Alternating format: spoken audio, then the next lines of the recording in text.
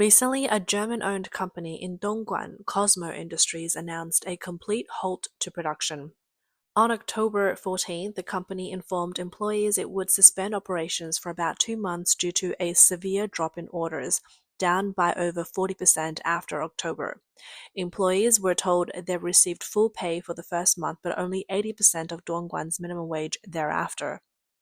Employees opting to resign during this period could still get an extra month's basic salary as a bonus if they leave by the end of October 2024. In response, many people shared their thoughts online. Some claim that it wasn't a closure, but rather an acquisition by another company called Luxshare, which allegedly claimed to avoid compensating employees by pressuring them to leave instead. Others expressed concerns about how many companies are struggling and barely avoided shutdown. Some remarked that after last year's closure of Gao and now Cosmo, it seems the city's left with few residents. Others pointed out that political reasons have driven out many foreign companies, leading to millions of unemployed Chinese. As these people lose their jobs, consumer spending decreases, which in turn affects everyone's income. They noted that as competition increases, someone who loses their job might end up competing for yours. Records show that Cosmo was established in September 2011 with a registered capital of 11 million USD. This German-owned company specializing in electronic vacuum device manufacturing has its Asia headquarters in Kowloon, Hong Kong, and its Dongguan branch located in Dongguan's industrial zone. Cosmo was known as an industry pioneer, mainly designing and developing non-durable goods and accessories for mobile devices. It also serves as a supplier for Apple, producing cases for iPhones, and employed over 2,000 people as of 2023. In 2019, it was among the top 5 taxpayers in Dongguan. According to company insiders, the work stoppage primarily affects employees in one of Cosmo Dongguan's factories, totaling several hundred workers. Reports indicate it was acquired by a major company 2 months ago and no longer has ties to its original German ownership. Due to a lack of orders and the new owner's reluctance to cover layoffs compensation, they have opted for a temporary suspension. Some employees have accepted the leave arrangement, while others are still negotiating with the company. In a similar move, Wangxing Precision Industry in Dongguan recently announced a 4-month suspension from October to February next year, with employees only receiving minimum wage support during this period. One person mentioned that their uncle works as a technical supervisor at the company and confirmed the closure. He attributed the suspension to a lack of cash flow for compensation, so they want to encourage employees to leave on their own. It was reported that the factory's assets were worth just over 100 million yuan, while it owed over 300 million to suppliers and nearly 100 million in unpaid wages. When the owner requested government approval for closure, it was denied due to a lack of funds for payouts.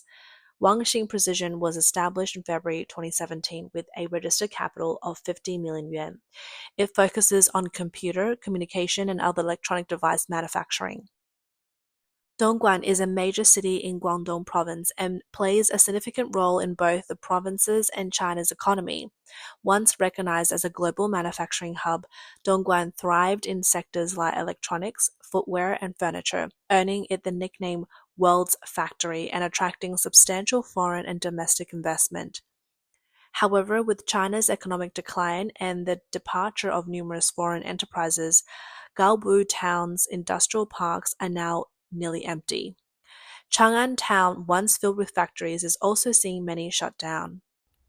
Here we are in Shisha Village, Gaobu Town, Dongguan. Let's take a look at the scene in this urban village. It's completely lifeless now, with barely any people around. This village is huge and used to have everything: hotels, shopping centers, KTV lounges, internet cafes, and massage parlors. Outside the village are numerous factories, and even inside, there are major factories like Dianyin Audio Technology. In the past, many migrant workers came here for jobs or to run small businesses, making this a bustling area. But now, for some reason, it's turned into an empty, desolate place with hardly anyone on the streets. According to Mr. Chen, a Guangdong-based blogger, Dongguan relies heavily on its factories to keep the area thriving. Now, however, factories are either relocating or shutting down, making it tough for other industries to survive. with workers leaving there barely any foot traffic, so businesses can't make profit. Many people have already returned to their rural hometowns as city wages only offered around 3,000 to 4,000 yuan a month, which isn't much higher than they'd earn back home. This has left many Dongguan urban villages feeling deserted. On Chinese social media platform like Douyin, many users have been sharing data showing that in 2023, over 3,500 companies in Dongguan closed down, including 2,050 manufacturing companies, 1,000 contract factories, and 500 small private businesses. The loss of manufacturing companies is not only a huge blow to China's economy, but also a threat to social stability. According to a report by China Labour Bulletin, a Hong Kong-based NGO advocating for workers' rights, there were 757 cases of workers' protests and strikes in the first half of 2023, up from 696 in the same period last year. The construction industry accounted for the highest proportion at 48%, followed by manufacturing at 32%. Combined, these two sectors recorded 233 cases, an increase from last year's 197. On May 8th, a long-standing company, Nord Leather in Dongguan, announced its closure after more than 20 years. However, employees did not receive their wages, and over 100 workers gathered outside the factory with banners stating they still hadn't received their January pay. With the owner nowhere to be found, workers who were owed back pay had no choice but to wait around the factory. In online comment sections, some people noted that Nord's closure left employees without any severance pay, and some even speculated that the owner had fled.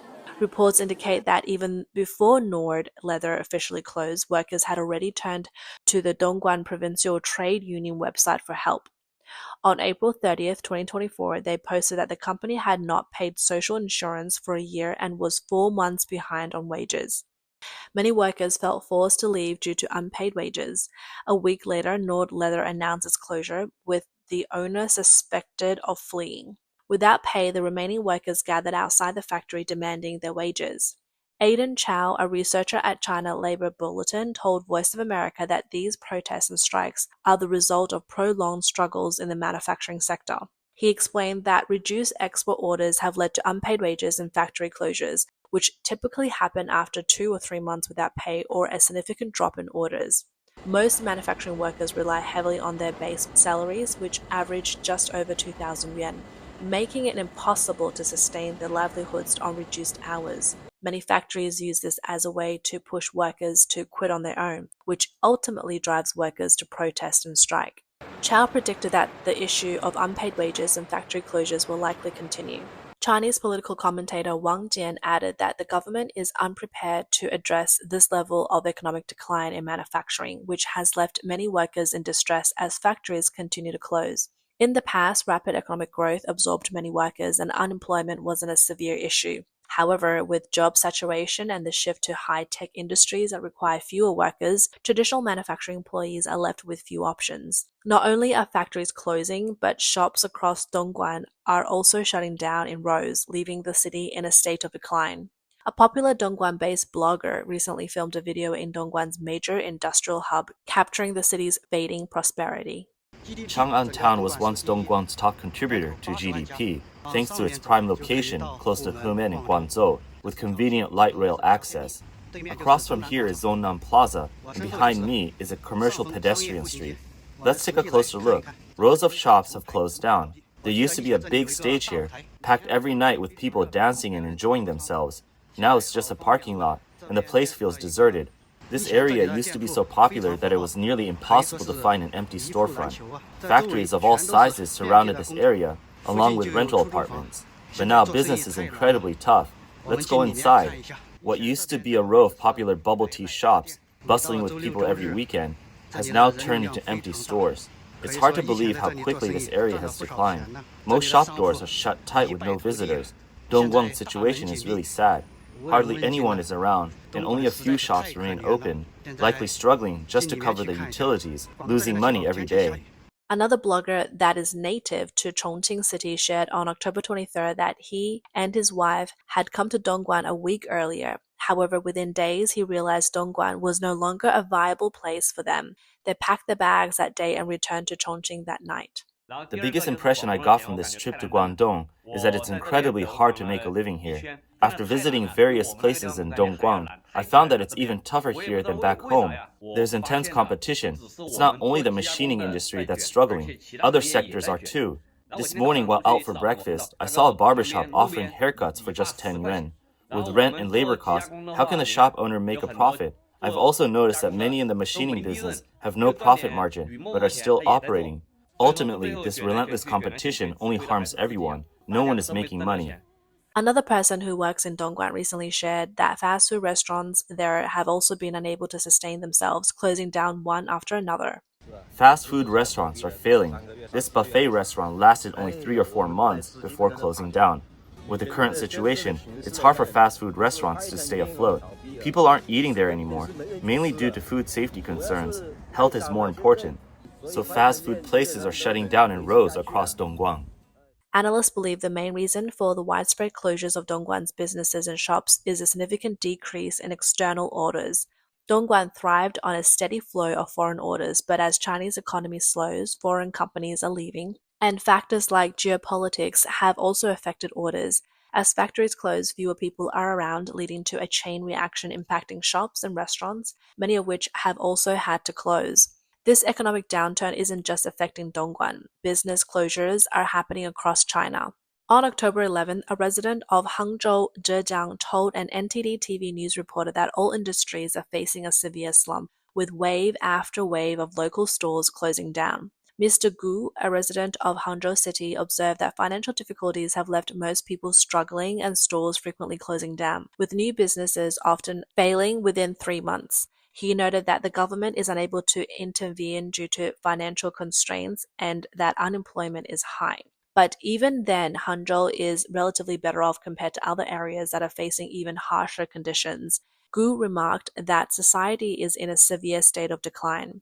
Mr. Li, a resident of Xiamen, Fujian, shared that many physical stores have shut down, especially in the food and clothing sectors, with nearly half of the stores in some areas closing.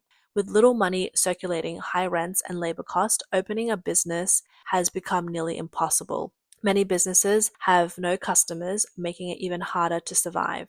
According to Yilian Business, at least 6,800 stores shut down in the first half of 2024, affecting over 100 major companies, including major brands like Walmart, RT Mart, and popular chain Luckin Coffee. Even the popular boba chain Mixue Bingchen closed over 3,800 stores in just 90 days, and another Shu Yi Grass Jelly closed 1,605 locations in succession. Mr. Li noted that once vibrant coastal cities like Dongguan, Suzhou, and Xiamen in Yangtze and Pearl River deltas have become unexpectedly quiet. He described an industrial area in Xiamen that used to have over 1 million people but became deserted when factories moved out, resulting in entire streets of businesses, gyms, and bars closing down. Not only are physical stores closing, but a large number of online shops are also going out of business. Reports show that since early 2024, at least 40 online women clothing stores have closed or stopped updating, primarily on Taobao. Among these was Girl Kaila, a major Taobao store with 5.5 million followers, which vanished in May after allegedly leaving over 300 suppliers with unpaid debts amounting to 40 million yuan. Many suppliers said the company had been selling items below cost, likely planning an exit for some time. Other store owners closed voluntarily, citing narrow profit margins and long-term losses.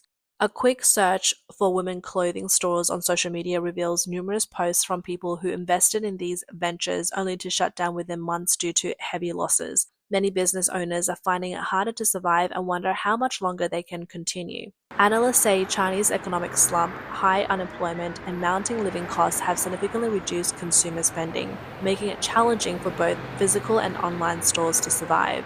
Australian-based scholar Li Yuanhua commented that China's economy is on the brink, with people becoming more cautious about spending. US-based economist David Huang added that, with the economic downturn and rising unemployment, most people are focusing only on essential needs and worrying about job stability and bill payments.